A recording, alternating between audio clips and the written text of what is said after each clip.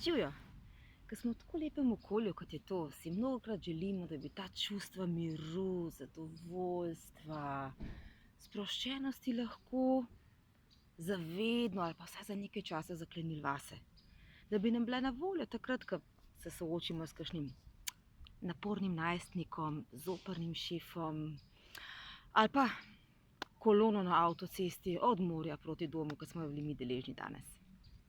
No, ampak NLP ima eno orodje, ki vam točno to omogoča. Prav, da shranite vse te občutke vase in jih lahko prikličete, kadarkoli jih potrebujete. In temu orodju NLP pravimo sidra.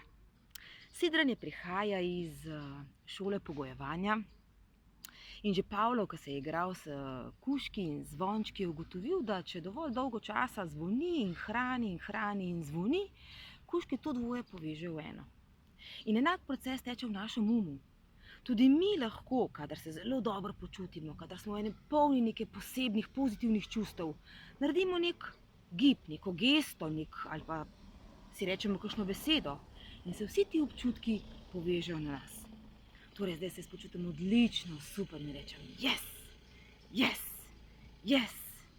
In ko se še nekaj časa trudim te občutke, malo se sprostim, pogledam okrog in potem se potrudim te občutke ponovno oživiti. In ko sem intenzivna čustva, ko so čustva intenzivna, ko res čutim v sebi tisto pravo, rečem yes, yes, yes. In tako, ko nekajkrat ponovimo, predlagam, da to poskusite 4-krat, 5-krat, 6-krat, boste ugotovili, da kjerkoli ste, v nekem drugem okolju, v koloni, ko čakate na poti domov in si rečete 3-krat yes, yes, yes, se ta čustva v vas ponovno prebudijo.